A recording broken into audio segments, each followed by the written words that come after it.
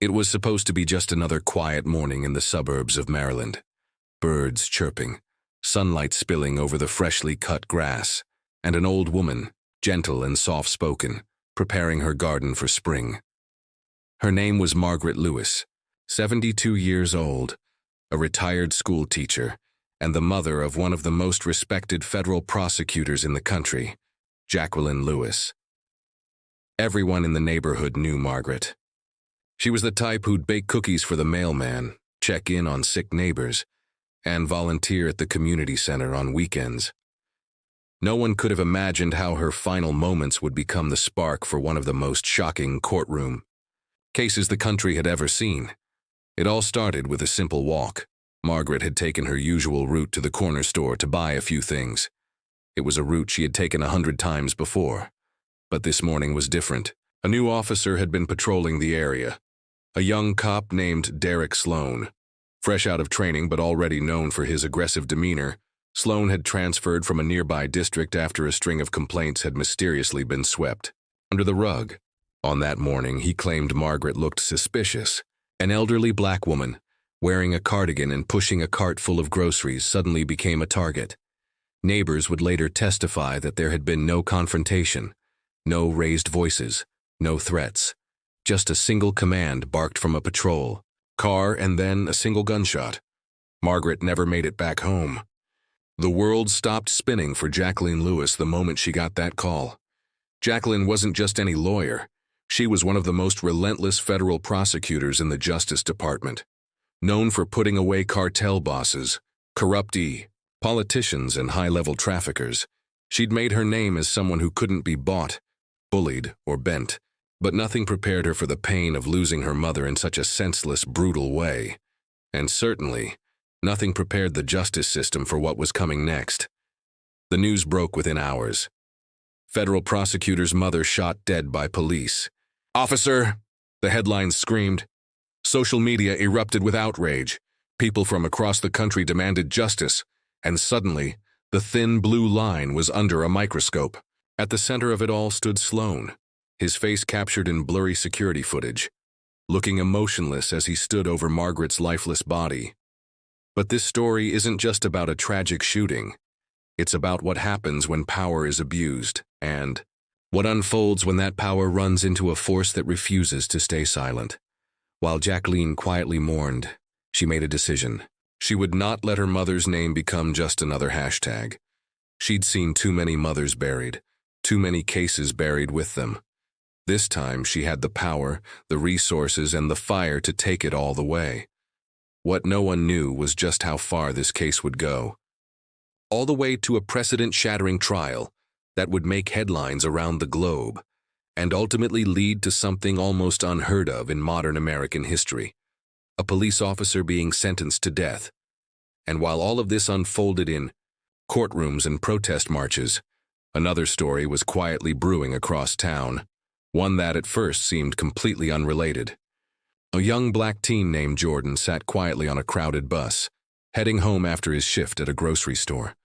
Tired, shoulders slouched, he kept his head down, earbuds in, trying to ignore the long day he had just endured. The bus was packed, the air thick with silence and exhaustion. That's when he saw her. A pregnant woman, white, looking pale and clearly in discomfort. No one moved. Not a single person stood up. Jordan hesitated just for a second before quietly rising from his seat and gesturing for her to sit down. She looked at him, surprised and a little embarrassed, and sat with a grateful smile. The moment was simple, unremarkable to most. But what happened next would change Jordan's life forever. The woman handed him a folded note before getting off at the next stop. Jordan tucked it into his pocket without much thought.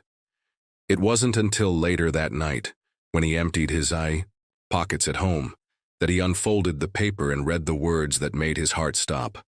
They were handwritten in neat, careful script, a message, a confession, and a promise, one that would tie him to the very same story unraveling on the other side of town. You see, the woman on the bus wasn't just any pregnant stranger, and the note? It revealed a secret so deep, so explosive, that Jordan had no idea how much his life was about to be turned upside down. Because while the world was demanding justice for Margaret Lewis, another truth was preparing to rise to the surface. One that would connect a grieving daughter, a racist cop, a quiet teen, and a powerful secret hidden in plain sight. But we're not quite there yet. Because what really happened on the day Margaret was killed wasn't captured on body cam footage. What Sloan said after the shot was fired never made it into the initial report.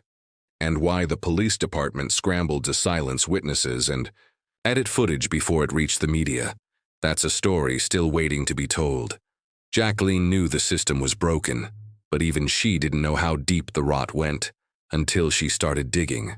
And as for Jordan, that single act of kindness, offering his seat, would ripple out in ways he couldn't begin to imagine. He would soon find himself caught in the middle of a storm he never asked for, holding onto a note that many would kill to keep buried. A note that held the key to unlocking the truth. The kind of truth people try to hide, even if it costs innocent. The trial was still weeks away, but Jacqueline had already assembled a legal team unlike anything the state had ever seen. Experts in police conduct, civil rights, forensic science, and digital evidence. She wasn't taking any chances. Not this time. Not with her mother's memory on the line. And quietly in the background, the whispers began. Could this really be the case that changes everything? As protesters held up signs and candles outside the courthouse, and newscasters debated the rare possibility of a death sentence for a cop, one woman prepared for the fight of her life, and one teenage boy stared at a note that would soon drag him into a secret war between justice and cover-up, power and truth. And somewhere, in the cold silence of a jail cell, Officer Sloan waited, not remorseful, not afraid, just still, as if he knew something others didn't, as if a bigger game was still being played, as if someone else was still pulling the strings. But who? That? You'll have to wait to find out. Jordan sat on the edge of his bed, the dim light from his desk lamp casting a soft glow on the note he now held in his trembling hands. The words ran through his mind over and over again. He wasn't sure if he was imagining things. Maybe it was some kind of prank or a misunderstanding, but something about the woman's eyes when she handed him that folded paper. It didn't feel random. It felt intentional, like she had been waiting for someone and somehow that someone turned out to be him. He read the note again. You don't know me, but I know who you are. What you did today meant more than you could imagine. Someone once saved me too. I owe everything to that moment.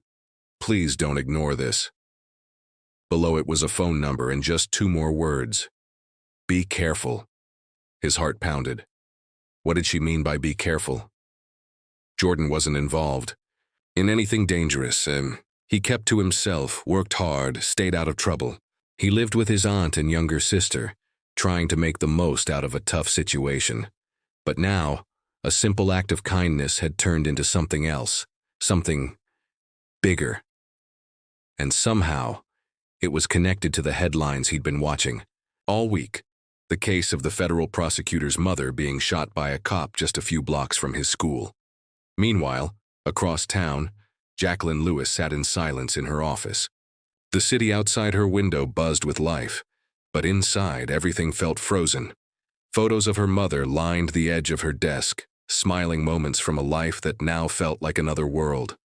Jacqueline wasn't one to cry in public, but behind closed doors, the grief would crash over her like waves, sudden, brutal, and impossible to predict. She didn't want to be in this position. She didn't want to use her power this way, but the system had failed too many people for too long. And this time, she had something rare: leverage. The officer who killed her mother wasn't just reckless. He was part of a long chain of complaints, misconduct, and internal cover-ups. Records were missing, reports were accidentally edited, body cam footage was delayed, and someone somewhere was working hard to make this go away. But they underestimated her. Jacqueline had already uncovered evidence that Sloan had been involved in 2 previous cases involving excessive force, both victims Black, Both incidents quietly settled out of court. The settlements had come with non-disclosure agreements and sealed files, hidden from public view. But now that she was personally involved, she had access to more than most. And what she saw chilled her. The same names kept appearing across the paperwork. Officers, supervisors, even lawyers. Someone was protecting Sloan. The question was, why? Back at school the next morning, Jordan couldn't concentrate. He kept thinking about the note. He hadn't told anyone about it. Not his aunt, not his friends. He didn't want to sound paranoid, but he also couldn't shake the feeling that someone was watching him. On his way home, he kept looking over his shoulder. Every parked car, every glance from a stranger suddenly felt suspicious. He finally worked up the courage to text the number from the note. "Hi, this is Jordan. From the bus." The response came almost immediately. "I was hoping you'd reach out. I can't say much yet, but we need to meet tonight. In public. Somewhere safe." He hesitated. It could be dangerous. He didn't even know who she really was. But something in him whispered that this wasn't just coincidence, that he'd been brought into something much deeper than he understood. He agreed to meet her at a small cafe near downtown. At 7:42 p.m. he arrived, heart thumping in his chest. She was already there, sitting near the back, looking nervous. She wore a loose hoodie, sunglasses resting on her head. When she saw him, she offered a soft smile, familiar but now laced with tension. "Thank you for coming," she said quietly. "My name is Emily. I can't tell you everything yet, but you need to know. You did something very rare. You showed kindness without asking anything in return. That matters more than you know." Jordan sat, his voice cautious. "What's going on? Why the note?" Emily leaned forward. "Because I know what's happening behind the scenes in the case everyone's talking about. The shooting, the prosecutor's mother, Officer Sloan, it's all connected. I used to work with someone very close to it. Before things went sideways." Jordan stared at her. "You knew the prosecutor?" Emily nodded. "Not directly, but I know someone who was assigned to monitor internal investigations. Someone who uncovered things they weren't supposed to see. And they're missing now, just disappeared one day. No warning, no contact, their notes, their files, gone. But not everything was erased." She pulled out a flash drive from her pocket and slid it across the table. "I've been trying to find someone I could trust. Someone clean. You may not believe it, but they're watching everyone connected to this case. Jacqueline doesn't know how far this goes, and I can't get near her without putting both of us in danger. But maybe you can." Jordan looked down at the drive, unsure what to say. This was beyond anything he'd ever imagined. He was just a kid. He didn't know how to handle something like this. Emily seemed to sense his hesitation. "I know it's a lot, but this isn't just about one officer. It's about a network of people who've been hiding abuse, cleaning up dirty cases, and silencing anyone who asks too many questions. Your act of kindness told me you're someone who still believes in doing the right thing. Please, don't let them bury this." Jordan nodded slowly. "Okay, I'll think about it." Later that night, as he rode the bus home, the flash drive felt like it weighed 100 pounds in his pocket. He didn't know what was on it, evidence, names, videos. All he knew was that he was now holding a secret that could shake the entire case wide open. And someone, maybe more than one person, knew it. Miles away, in her office, Jacqueline stared at a printed document on her desk. It was a redacted personnel report. Officer Sloan's psychological evaluation from his training academy. A single sentence at the bottom stood out like a flashing alarm. Recommended for reassignment due to aggressive tendencies and consistent disregard for de-escalation protocols. Yet someone had approved him anyway. Someone had overridden that recommendation and cleared him for duty. She picked up her phone and dialed a number she hadn't used in years. "I need a favor," she said, when the voice on the other end answered. "Off the record." Meanwhile, in a secure holding cell, Sloan sat in silence. His trial was fast approaching and public pressure was building. But he didn't seem rattled. In fact, when his lawyer visited, he offered only one sentence. "They think they're in control, but they're not. The lawyer frowned. What does that mean? Sloane leaned back, eyes cold. Tell them to look deeper. The real storm hasn't even started. And somewhere in the shadows, someone else was watching everything unfold, tracking calls, monitoring meetings, and waiting for the right moment to strike. The pieces were moving, and the truth still buried. For now,